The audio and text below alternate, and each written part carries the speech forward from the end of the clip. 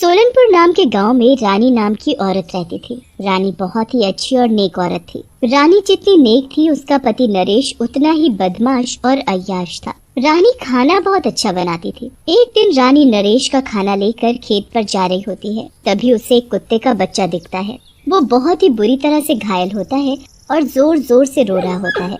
रानी उसके पास जाती है और उसे उठा लेती है। हे भगवान, इस छोटे से कुत्ते के बच्चे को कितनी बुरी तरह से मारा है।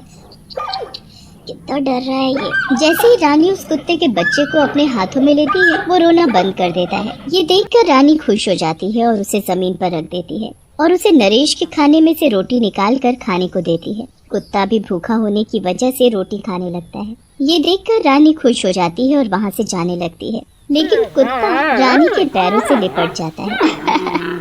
लगता है कि अब मेरे साथ ही जाएगा, चल मेरे साथ। रानी फिर रोटी लेकर नरेश के पास खेतों में जाती है। कुत्ते का बच्चा भी उसके पीछे पीछे वहाँ चला जाता है। रानी नरेश को रास्ते की सारी बात बताती है, जिसे सुनकर नरेश को गुस्सा आ जाता है और वो रानी को डांटते हुए बोलता है, इस कचरे को मेरे घर में मत लाना बिल्कुल। मुझे कुत्ते नहीं पसंद है और ऊपर से मेरे हिस्से की रोटी भी उसे दे दी। ऐसा कहकर नरेश कुत्ते के बच्चे को जोर से लात मारता है। कुत्ता दूर जा गिरता है और वहाँ से चला जाता है। रानी डर के मारे नरेश से कुछ नहीं बोलती। उसी रात रानी को किसी जानवर के रोने की आवाज सुनाई देती है। रानी घर के बाहर निकलकर देखती है, वही कुत्ते का बच्चा उसके दरवाजे पर बैठा होता है। रानी उसे गोद में उठा लेती है। अरे बाबू, तू यहाँ भी चला आया, लेकिन मेरे पति तुझे पसंद नहीं करते, वो तुझे मारेंगे, तू यहाँ से चला जा। लेकिन वो कुत्ता वहाँ से नहीं जाता और रानी के पैरों में लेट जाता है। रानी कुत्ते के प्यार को देखकर अपने घर के सामने एक छोटा सा घर बना देती है और वहीं छोड़ देती है। धीरे धीरे समय बीतता जाता है। रानी भी माँ बनने वाली होती है। कुत्ते का बच्चा भी बड़ा हो जाता है। रानी उसका नाम रैम्बो रख देती है। एक दिन नरेश घर पर आता है। तुमने शराब पी है, तुम्हें पता है ना मुझे ये सब पसंद नहीं। रानी की बात सुनकर नरेश को गुस्सा आ जाता है और वो रानी के पेट पर जोर से लात मार देता है और वहाँ से चला जाता है। मुझसे जुबान लड़ाती है, तेरी इतनी हिम्मत। लात लगते ही रानी नीचे गिर जाती है और बेहोश हो जाती है। रैम्बो ये सब घर के बाहर से देख रहा होता है। नरेश के बाहर जाते ही वो रानी के पास आता है और जोर जोर से भौंकने लग जाता है। रैम्बो का भौंकना सुनकर गांव वाले वहां जाते हैं और रानी को डॉक्टर के पास ले जाते हैं। रानी की हालत देखकर डॉक्टर परेशान हो जाता है। ओह माय गॉड, इसकी हालत तो बेहद खराब है, पता नहीं बचेगी भी या नहीं। डॉक्टर की बात सुनकर वहाँ खड़ा रैम्बो डॉक्टर के पैरों में लेट जाता है। डॉक्टर रैम्बो और रानी के प्यार को देखकर हैरान रह जाता है। ओह, कितना प्यारा कुत्ता है ये। तुम चिंता मत करो, हम अपनी पूरी कोशिश करेंगे इसे बचाने की। फिर डॉक्टर रानी को लेकर ऑपरेशन थिएटर में चले जाते हैं। ऑपरेशन के बाद डॉक्टर कमरे से बाहर निकलते हैं और गांव वाले, जिसका नाम हरी होता है, उससे बोलते हैं, सॉरी हरी, हम केवल बच्चे को ही बचा पाए। इसकी माँ ज्यादा खून बहने की वजह से मर गई, लेकिन इसका पति नहीं दिख रहा। क्या बताए डॉक्टर साहब, इसका पति तो एक नंबर का निकम्मा है, निकम्मा। दारू पी कर पड़ा होगा कहीं। वैसे भी कई दिनों से हमने उसे देखा नहीं है। फिर हरी, रैम्बो और बाकी के गांव वाले बच्चे और रानी की लाश को लेकर गांव आ जाते हैं। उधर गांव वालों के बहुत ढूंढने के बाद भी नरेश कहीं नहीं मिलता। सरपंच हरी से बोलते हैं, हरी बेटा, अब शाम होने वाली है, हम लोगों को रानी बेटी का अंतिम संस्कार कर देना चाहिए। लेकिन सरपंच जी, कौन करेगा रानी का अंतिम संस्कार? वो शराबी नरेश तो है नहीं यहाँ। तभी वहाँ रैम्बो आता है। उसने अपने मुंह में एक जलती हुई लकड़ी पकड़कर रखी होती है। ये देखकर सरपंच और गांव वाले हैरान रह जाते हैं और फैसला करते हैं कि रैम्बो ही रानी का अंतिम संस्कार करेगा। फिर रैम्बो रानी की चिता को आग लगा देता है। रानी बहन, क्या किस्मत लेकर आई है। जब तक जिंदा थी नरेश ने परेशान किया और मरने के बाद ही कुत्ता उनका अंतिम संस्कार कर रहा है। फिर गांव वाले वहां से चले जाते हैं, लेकिन रैम्बो वहीं रानी की जलती हुई लाश के पास बैठा रहता है। रात हो जाती है। तभी रानी की चिता में से रानी की आत्मा बाहर आती है। रैम्बो उसे देखकर खुशी के मारे जोर जोर से भौंकने लगता है। आत्मा रैम्बो के पास जाती है और बोलती है, मेरे बच्चे रैम्बो, तू जानवर होकर भी इंसान से महान है, लेकिन तुझे मेरे बच्चे का भी ध्यान रखना है। वो नरेश मेरी तरह उसको भी मार सकता है। जा तू और मेरे दूसरे बेटे का ध्यान रख। ऐसा कहकर रानी की आत्मा वहाँ से गायब हो जाती है। उधर कई दिन बीत जाने के बाद नरेश वापस गांव आता है।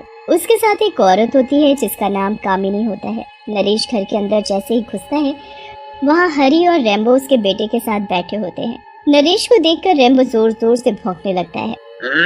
ये कुत्ता यहाँ अंदर क्या कर रहा है? मैं कुछ दिन घर पर नहीं था तो ये कुत्ता घर के अंदर ही आ गया। हरी नरेश से बोलता है, ये सब क्या है नरेश? है तुम्हें पता है ना, रानी मर गई है और ये तुम्हारा बच्चा है। कहाँ थे तुम अब तक? हरी की बात सुनकर नरेश हंसने लगता है और बोलता है,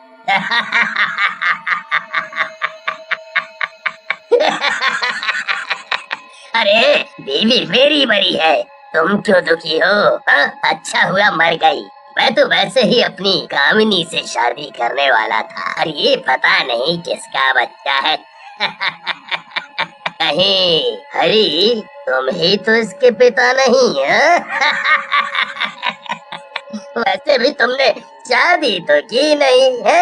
कितना गंदे आदमी हो तुम नरेश, अपने बेटे को ही नहीं पहचान रहे हो। अरे शर्म आनी चाहिए, मेरा बस चले तो तुम्हारा मुंह तोड़ दूं। तभी वहाँ खड़ी कामिनी बोलती है, नरेश सही तो कह रहे हैं हरी भैया, तुम्हें ऐसे नहीं बोलना चाहिए। ये तुम्हारा ही बेटा है और अब हम दोनों इसे पालेंगे। कामिनी की बात सुनकर नरेश गुस्से में वहाँ से चला जाता है। भैया आप चिंता न करें, रानी के बाद मैं ही इस बच्चे की माँ हूँ। मैं इसे अपनी जान से भी ज्यादा प्यार दूंगी। लाओ आप इसे मुझे दे दो। फिर कामिनी के कहने पर हरी बच्चे को कामिनी को दे देता है और वहाँ से चला जाता है। कामिनी बच्चे के साथ नरेश के पास जाती है। कामिनी ये तुमने क्या किया? इस बच्चे को अपने गले बांध लिया।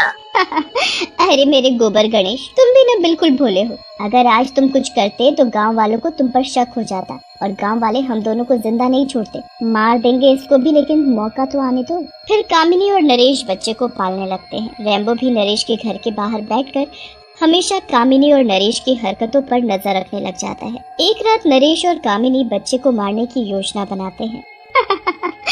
नरेश मेरे प्रियतम, आज मौका अच्छा है, आज की रात इस समस्या को खत्म कर देते हैं, फिर हम दोनों रहेंगे इस घर में मस्त होकर। सही कह रही हो कामिनी, वैसे भी मैं उस रानी की कोई निशानी अपने साथ नहीं रखना चाहता। फिर नरेश और कामिनी बच्चे को उठाकर जंगल की तरफ जाते हैं। रेम्बो भी उनके पीछे पीछे जाता है। फिर नरेश और कामिनी नदी के पास जाकर रुक जाते हैं। यही सही जगह है नरेश, इस बच्चे को यही इस नदी में फेंक देते हैं, किसी को भी पता नहीं चलेगा। सही कह रही हो कामिनी, पर मैं भी इस रानी से आजाद हो जाऊंगा। ऐसा कहकर नरेश बच्ची को नदी में फेंक देता है, लेकिन उनके पीछे चल रहा रेम्बो भी नदी में छलांग लगा देता है और बच्चे को लेकर तैरते हुए नदी से बाहर आ जाता है। अरे अरे कामिनी, इस कुत्ते ने तो इस बच्चे को बचा लिया। अब हम क्या करेंगे? तुम घबराओ मत, अब इस कुत्ते और बच्चे दोनों को मार देते हैं। ऐसा कहकर नरेश और कामिनी रेम्बो की तरफ बढ़ते हैं, लेकिन तभी वहाँ रानी की आत्मा आ जाती है और एक खूंखार चुड़ैल बन जाती है। तुम दोनों इतने गिर जाओगे मुझे नहीं पता था, तुम दोनों मरोगे अब। नरेश और कामिनी चुड़ैल को देखकर डर जाते हैं और माफी मांगने लगते हैं। मुझे माफ कर दो रानी, मैं इस नरेश के बहकावे में आ गई थी, मेरी कोई गलती नहीं है। इस नरेश को मारना है तो मार दो, मुझे जाने दो। देखा नरेश, इस औरत की वजह से तुमने मुझे मारा और अपने बेटे को भी मारना चाहा, लेकिन आज यही तुम्हें मरवाना चाह रही है। नरेश ये सब देखकर गुस्से में कामिनी की ओर बढ़ता है और उसका गला दबाकर उसे भी मार डालता है और चुड़ैल के पास जाकर बोलता है, मुझे जाने दो रानी, गलती हो गई मुझसे। अगर तुम मुझे मार दोगी तो हमारे बेटे को कौन पालेगा? तुम उसकी चिंता मत करो। ऐसा कहकर चुड़ैल नरेश को भी मार डालती है। तभी वहाँ हरी आ जाता है। चुड़ैल हरी के पास जाती है और बोलती है, हरी भैया, मेरे दोनों बेटों को आप ले लीजिए, मेरी नजर में आप ही हैं जो इनका ध्यान रख सकते हैं। तुम चिंता मत करो रानी बहन, तुम्हारी ये दोनों अमानतें आज से मेरी हुई। हाँ, आज से मेरी हुई। फिर चुड़ैल रेम्बो के सिर पर हाथ फेरती है और वहाँ से चली जाती है।